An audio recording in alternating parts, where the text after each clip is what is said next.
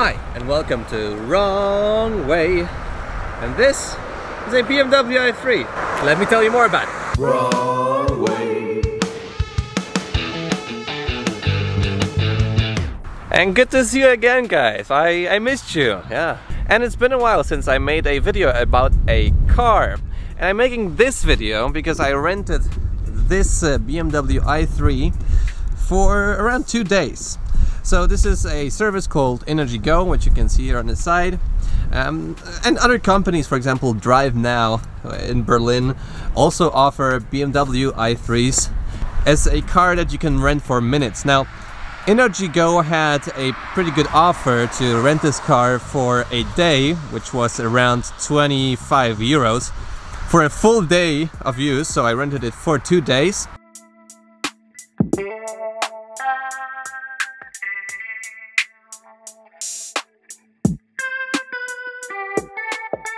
Surely I am not a pro when it comes to this car. I don't know like all of the specs, but I can give you a perspective on what it's like to drive this car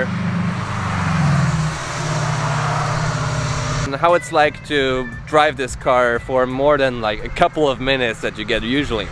You have different battery options, but the charging usually stays the same. The charge port is on the right hand side. That's just usual for German cars. Here I have a CCS plug, so the top side is just a Type 2 connector.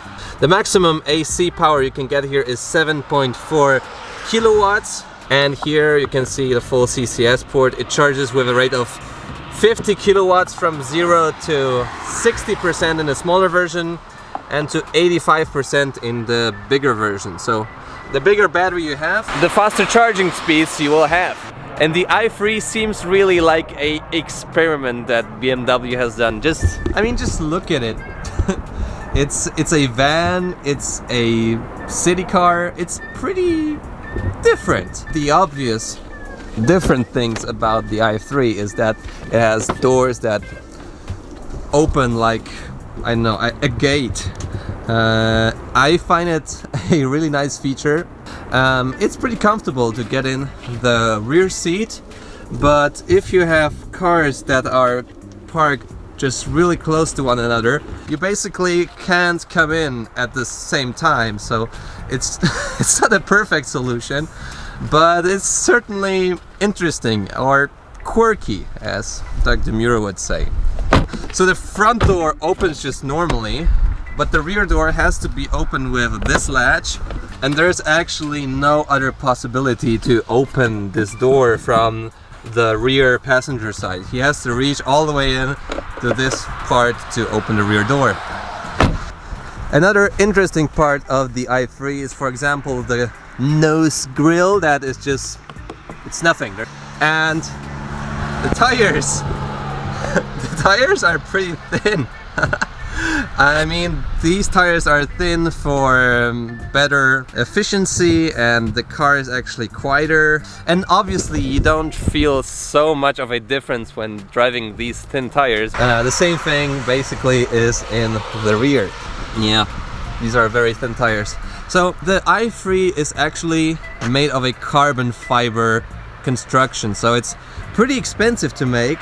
And so once you have bigger damage on any side of the car when it comes to an accident, it's pretty much impossible to fix it. And before you purchase a i3, you definitely need to check your insurance rates on this car, because maybe they might be higher.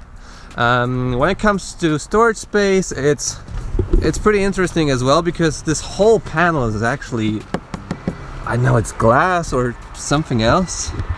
If somebody smashes your rear light, actually the whole rear element is broken. So here you can open it, and here you can see actually it poops out a portion.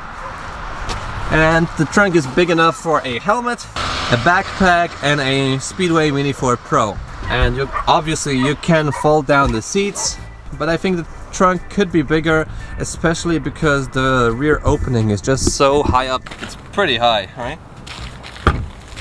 Some of the cars also come with a rear camera. This one does not have it. It's pretty bare bones. It has parking sensors, and for this size of a car, it's pretty easy to park. It has a good turning radius, and obviously it's electric, so going over curbs is also pretty easy. The interior is also pretty interesting. Isofix mount in the rear, and the seats are pretty comfortable. I like fabric seats, they're fine. You have cup holders in the rear.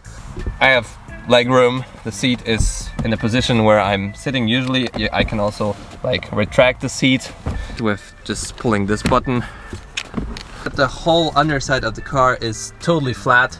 So yeah, rear space is fine.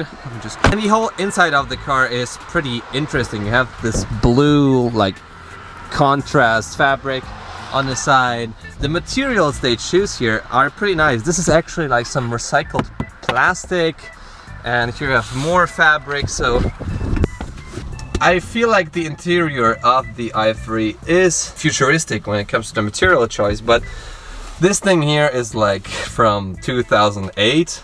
I don't know, I mean, it's just so far from Tesla.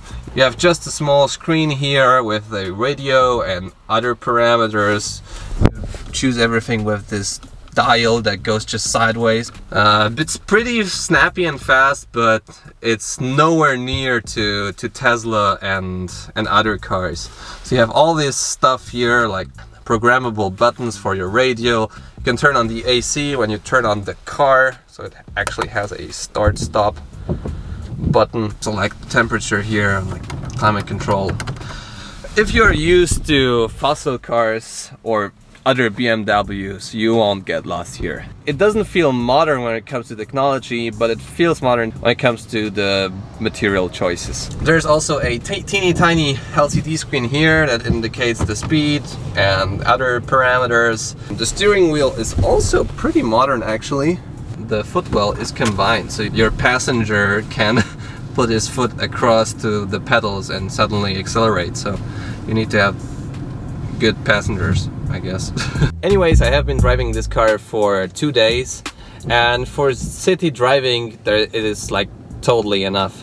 I mean, if you desperately need a car to get along. I know it's not a professional review, these are just some of my opinions I gathered over a couple days of use of the i3. If you haven't tested it, there might be an app in your city where you can rent this car for minutes. I definitely recommend that if you didn't drive an electric car before.